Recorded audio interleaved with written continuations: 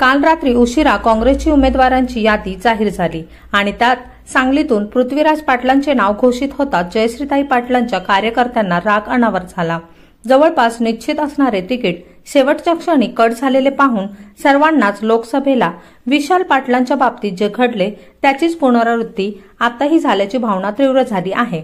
त्यामुळे आम्हाला गाडणाऱ्यांना आम्ही गाडल्याशिवाय राहणार नाही असे आव्हान जयश्रीताईंनी दिले आहे। यावेळी माजी केंद्रीय मंत्री प्रतीक पाटील यांनीही आपल्या संतप्त भावना व्यक्त केल्या आहेत।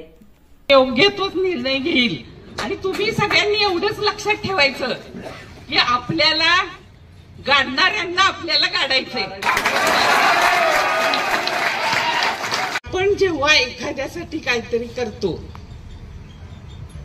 सगळं सोडून आणि आपण तो आदेश सगळ्यांनी मानतो आणि आपण म्हणतो की आपल्या बरोबर त्यांनी पाहिजे असं आपल्याला वाटतं, कारण आपल्याला सगळ्यांना खासदारकीच्या वेळेस असू दे आपलं एक घर मानून एक सगळे कुटुंब मानून आपण त्यांना साथ दिली, त्या माणसांनी आपल्या बरोबर आता असावं का नाही हे तुम्ही ठरवायचंय।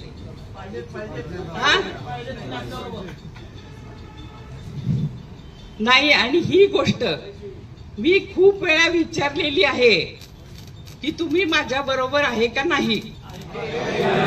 तुम्ही नाही, मी तुम्हाला एवढंच म्हणते की आपल्या माणसांना जेव्हा आपण साथ देतो त्याच्या मागे राहतो, किती सभा घेतो काय करतो किती फिरतो याला महत्व नाहीये, पण जेव्हा आपली वेळ येते तर तेव्हा त्यांनी आपल्या बरोबर राहावं, उभं राहावं, आपल्याला म्हणावं की मी आहे तुमच्या मागे।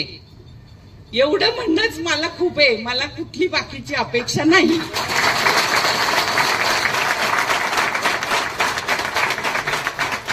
तर एखादा जण हे म्हणायला सुद्धा तयार नसेल आता इथे येऊन, तर आपण कशासाठी हे सगळं करायचंय हे लक्षात घ्या तुम्ही सगळ्यांनी। आपण एकटेच आहोत, आपण एकटेच लढणार आहोत हे तुम्ही मान्य केलं पाहिजे पहिले सगळ्यांनी। म्हणून आता युनुस भाईंनी जे सांगितलं की जो काय निर्णय घ्यायचा आहे तो आपण शांतपणे घेतला पाहिजे। कोण म्हणतंय काय म्हणतंय आपल्या भावना सगळ्या मला कळतात, कारण मला तुमचं सगळ्यांच्या मनातलं माहितीये काय। मदन भाऊ गेल्यानंतर अनेक कार्यकर्ते दुसऱ्या पक्षात गेले, पण ते मला सांगून गेले,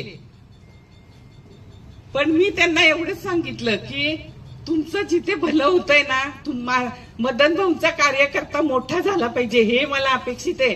तुम्ही तिकडे का गेला इकडे का गेला ह्याच्याशी मला देणं घेणं नाहीये। माझ्या परीने जेवढं होईल तेवढं मी सगळ्यांसाठी केलं, कारण हरुणबाई महापौर झाले तर तेव्हा सगळ्यांचा विरोध पत्करून दोनच माणसं नगरसेवक बरोबर असताना आपल्या माणसाला न्याय द्यायचा हे मनात घेऊन मी त्यांना महापौर केलं, हे तुम्ही सगळ्यांनी लक्षात घेतलं पाहिजे। मला जेवढं जमत होतं तेवढं मी सगळ्यांना न्याय देण्याचं काम केलेलं आहे त्या 9 वर्षात, आणि तुम्ही आला सगळ्यांना 9 वर्ष तुम्ही माझ्या बरोबर सुद्धा राहिलात, म्हणजे कुठलीही अपेक्षा ठेवली नाहीये कोणी। मी तर नेहमी म्हणते, मला नेहमी विचारलं जातं की तुमचे कार्यकर्ते कसे काय, तर म्हटलं मला सांभाळण्याचं काम ते करतायत, मी कशी मोठी होईल याच्यासाठी ते प्रयत्न करतायत।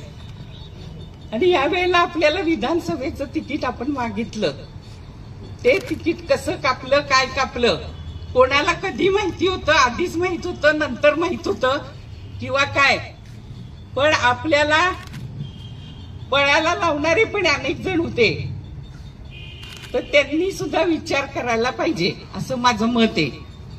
त्यामुळे मी आता कुठलाही तुम्हाला निर्णय सांगणार नाही, मी तुम्हाला संध्याकाळी माझा निर्णय सांगेन की काय करायचंय आपण सगळ्यांनी। त्यामुळे कुणीही भावनेच्या भरात जाऊन किंवा वहिनी आपल्यासाठी लढत नाहीये किंवा वहिनी माघार मी पळणारी बाई नाहीये,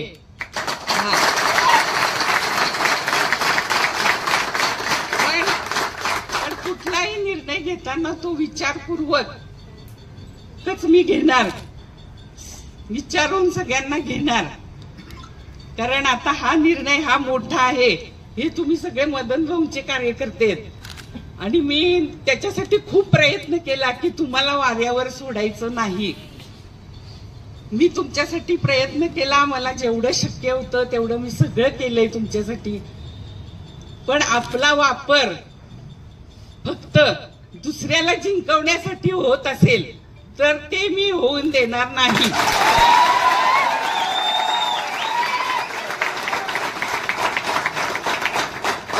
त्यामुळे तुम्ही सगळे सक्षम आहात.